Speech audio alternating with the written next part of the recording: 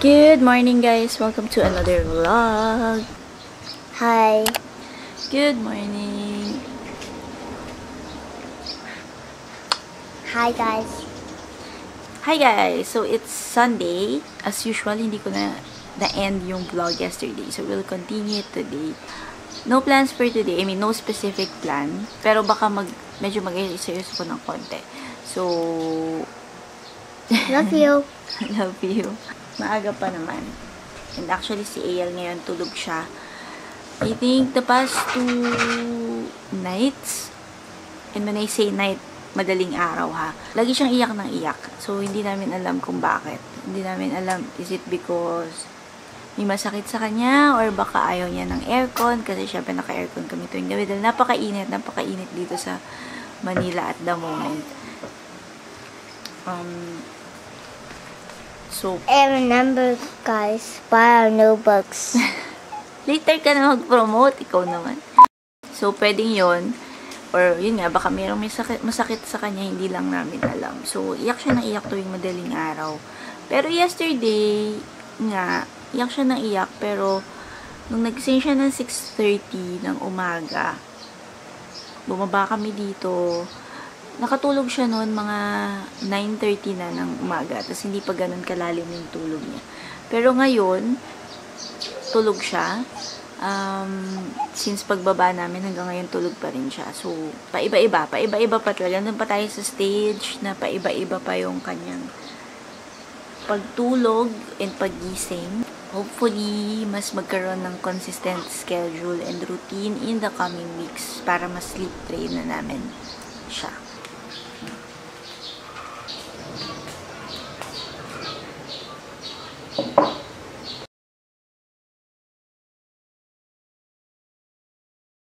In case you're wondering, this is the current situation of our house. Boxes here, boxes there, more boxes here, and more over there. Okay, so yung mga box na yan, those are all boxes of books. Because before the pandemic, before I gave birth, I decided to open up a small bookshop, an online bookstore. It's called Markel Bookshop. You can find us on Instagram, TikTok, and we're also on Facebook, pero it's under my old store on Facebook called Nothing Less Awesome. But I'm more active on TikTok, so doon ako nagla-live selling.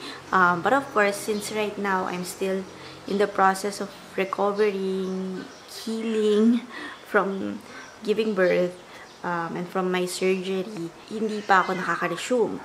So, all these books we have yet to dispose, aka sell, but hopefully by next week or next week makabalik na para maalis na sila dito. I mean, mabawasan na yung aming on hand na stocks dito sa bahay because talagang is all over the place.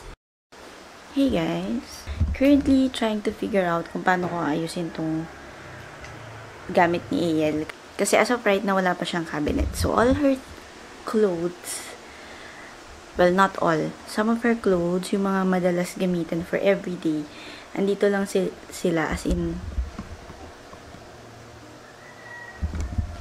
But, she has a cart over here. Ayan. And then, some clothes, yung mga onesies, pang-alis, nilagay ko muna sila sa isa sa cabinet dito. So, anyway, kaya wala pa siyang cabinet is because this drawer right here, which currently has Ark's clothes, that will be hers pag si Ark ay nag-move na sa kanyang magiging kwarto. Which is, yung kwarto na yun is, that's the storage, parang small storage room. Well, hindi talaga siya storage room pero ginawa namin siyang storage room for a while. Ever since we got here in this house. So, yun yung magiging kwarto ni Ark. And, sa kanya na mapupunta. So, kay AL mapupunta itong drawer na to. And, hindi pa namin tapos ayusin yung kwarto ni Ark. Meron pang mga kailangan gawin. May mga kailangan pang kabit, ganyan, like sa bintana, kailangan pa i-paint, kailangan pa ayusin yung mattress niya, and everything. Pero doon kasi meron doon cabinet. So, yung cabinet doon, yun na yung magiging cabinet niya, di ba? Malamang, kasi kwarto niya yun. Right now, ganito yung situation dito. Another dilemma is, see this? We have piles of clothes here kasi hindi na sila kasya sa cabinet namin. Which means we have to give away, we have to get rid of some clothes, maybe give away, donate, not sell kasi parang wala namang pagbebentahan, tsaka hindi naman branded yung mga clothes namin, so parang wala namang maging interesado. Pero yun. So kailangan ni ate nyo girl declutter ng clothes very, very soon or else ganyan muna. Yan. Okay. Ay, ang taas. Anyway, meron akong package. Hi, guys. Ang taas. Wait nga, babaan natin. Meow, meow, meow, meow. La, la, la, la, la. Wait lang ah. Adjust ko lang. Ito na lang. Ayan, dyan na lang kayo. Ayan. I think that's better. So, mag-unpacking tayo nito. Actually, hindi naman ito para sa akin. Ito ay for Ain. I purchased this one. Ayan. Ano to? For the hair. Yung nilalagay sa hair pag like for weddings, for prom, ganyan. Kasi hindi ko pala nasabi. Kasi si Ain magpo-prom siya sa Friday. So, inisip ko ako na lang gagawa ng hair niya and makeup or ewan ko. Yung hair pwedeng sa parlor dito sa loob lang ng village. Tapos, ako na lang yung makeup since marami naman ako makeup. Ayan. Tapos, also bought necklaces. Ayan. This one's nice. Ayan siya. Ayan. Maganda. Fairness. Looks cute. Tapos, meron din ito. This one is gold. I think mali itong napadala sa akin. I didn't buy gold accessories eh. Pero gold itong isa. Dapat silver to eh. Kasi lahat ng accessories na pinili ko for her, silver. Since yung gown niya is midnight blue na may parang silver sparkle. Ganyan. So, gusto ko sana yung accessories niya is silver. Thank you. Anyway, ayan. Meron siyang parang rose. Tapos, yan. Ano lang yung chain niya? Normal chain. Tapos, next. What's this? Huh? Dalawa? Dalawa tong ganito. Parang, tama ba tong mga na-deliver sa akin? Ayan. This one cute to. Normal chain lang. Pero meron siyang ganito na pendant. Na parang stars. Hindi ko alam kung makikita nyo. Hindi yata siya kita. Ayan. Ganyan yung pendant niya. Cute siya. Parang maiksi lang siya. And then, earrings. Ayan. Yung earrings, para siyang hindi kita eh. Para siyang dahon na paikot siya. Silver din. Got everything for how much yung total ko? I don't know. Pero less than 100 each lang yan. Everything. I mean, not everything yung total ah. Each piece less than 100. 100 lang. So, not bad. Not bad.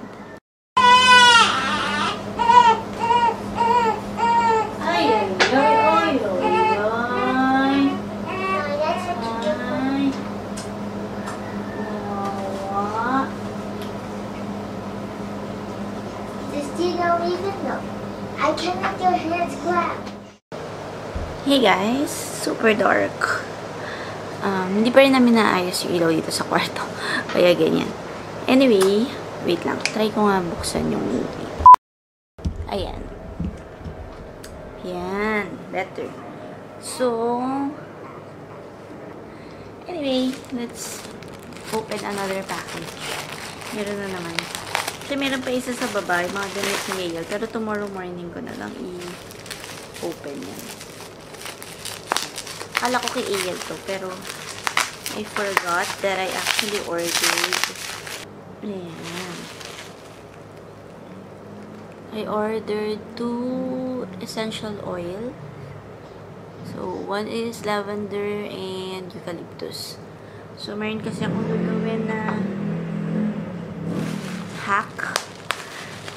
Kita ko lang siya online. Wherein you will maglalagay ka ng drops of essential oil sa isang, you'll put in a small parang jar, lalagay ka ng konting bigas, and then maglalagay ka ng drops ng essential oil. And then, pwede mo siyang ilagay sa kwarto, living room, or places na para pang freshen up ng amoy. Ganyan. Well, the thing is, we have 3 cats. So, dumami na yung pusa namin. And, having 3 cats, meron niyang mga disadvantage. Disadvantage talaga yun. Basta, the downside is, sometimes nag-aamoy poops yung bahay. They have their litter box, pero syempre minsan meron na rin bad smell or whatever. Basta, long story short, merong bad smell minsan sa bahay. So, gusto ko sanang i-try yun, yung hack na yun, to see if it'll work. Kasi medyo sensitive ako sa scents. Ayoko ng mabaho na ano ko. I think wala namang may gusto ng mabaho. Pero, yeah. Basta, yun. Just to freshen up the air. Freshen up yung bahay. Mas mag-amoy pleasant. Okay. In other words. So, yeah. Anong oras na ba? Anyway, it's already 6:38. Actually, kakatapos lang namin mag-merienda. Tomorrow, tatry ko yan. Tomorrow morning ko na siya itatry. Ayles awake. Dito siya ngayon nakahiga sa kama. Kanina pa siya tulog. Ngayon lang siya nagising. Actually, okay pala yung ilaw dito. Pwede akong maggawa dito ng whatever. Mommy chat. Mommy chat. Actually, iniisip ko pa kung gagawa talaga ako ng mga sit-down videos or ganito lang siya lagi. Casual lang na vlogs, and then kumbaga, meron lang akong mga i-include sa vlogs na certain moments or ano ba sinasabi ko? Wait lang. Anyway, what I'm trying to say, iniisip ko if gagawa talaga ako ng mga sit-down videos, parang yung dati kong chat time, discussing specific topics, or I'll just include those chats in a vlog like this na parang, alam mo yun, bigla na lang ako upo and then share with you guys whatever. I don't know. Hindi ko pa talaga alam yung magiging overall format nitong vlog this time around. I know what I want. I know the direction, the topic direction, the content that I want to do more or discuss here. But when it comes to the format and everything, hindi ko pa napagdedesisyonan, in short. Yeah. So, yeah, I think that's it for now. Anyway, itong mga to, yung mittens, booties, itong big kiss. Itong big kiss hindi talaga namin ginamit for Ian. Kailangan ko na silang itabi because hindi naman na nagsusuot ng mittens si AL. Actually, ever since umuwi kami from the hospital, siguro mga 1 or 2 days lang siya nag-mittens dito sa bahay, and then wala na, tinanggal na namin. That's how I think that's also how we did it for Ark, when Ark was a baby, kasi mas okay na yung nagagalaw nila yung kamay nila and nakakahawak sila, nakakagrab sila, mas I don't know, parang mas okay yon sa motor skills nila. So, ganun yung ginawa namin kay Ark and now kay AL din. So, if you're a first time mom, my advice is Huwag kami bili ng maraming mga mittens, boots, yung ganitong mga booties, ganyan. Also, bonnet. Yung mga bonnets. Because you won't be able to use them for long. So, masasayang lang yung pera mo. I remember with ARC, we bought a bunch of bonnets for babies. Sa dami niyang hindi nagamit. Kasi bihira naman siyang suotan nun. Tapos, mabilis sila lumaki. Siguro, at most, kailangan siya kapag, syempre sa hospital, bibigay niyo siya dun sa nurse. Yung sa gamit ni baby, kailangan talaga may included na gano'n. So, siguro at most, what I'd suggest is just buy 2 pairs, tas 2 bonnet lang din, and that's that. Don't buy a lot. Kasi bukod sa, hindi sila magagamit then in the long run, mabilis lumaki ang mga baby. Kakalakihan lang nila yan. Anyway, meron akong ginagawa kasi parang hindi na-charge yung phone ni ARC. For some reason, it's not charging. Sira na yata. Either the charger or yung mismong phone. Yung sa loob nung yun na nga. Kung saan nilalagay yung charger sa phone. Kasi hindi talaga siya nag-charge. Usually, pag naayos na ganyan, nag-charge nito eh. We need to have that checked. Okay guys, so it's past 8 or magna-9 na yata, not sure. Ail's already in her bassinet. Medyo madilim na doon, so pinapatay namin yung ilaw na malakas pag sleep time na, para nagsastart na kami ng sleeping cues sa kanya, although obviously, it's not working yet kasi nga halata naman sa sleeping patterns niya na medyo iba-iba, nag-iiba-iba pa, hindi pa ganun ka-consistent. And then, si ARC ay tulog na rin sa baba. Kakatapos lang namin halos mag-dinner. So, I guess I'm gonna end this vlog here. It feels nice to film again or to vlog again. Kahit na wala naman ako masyadong napakita sa vlog na to and more on chika lang yung ginawa ko. Pero feeling ko nga magiging parang ganun yung direction ng vlog. Again, hindi ko pa sure kung paano yung magiging format. But, yeah, I will try. I'll try to update more. Hopefully, mas maging consistent na this time around. And, hopefully, lahat ng topic ideas na nasa isip ko na gusto kong i-discuss dito sa channel na to, na gusto kong i-share sa inyo guys, especially about my walk as a Christian woman, Christian wife, and mom, and business owner. Hopefully, magawa ko talaga siya and ma-share ko siya sa inyong lahat. So, umiiyak na si Ail. So, I'm gonna end this vlog here. Thank you guys so much for watching, and please subscribe if you're interested. See you again in my next one. Bye!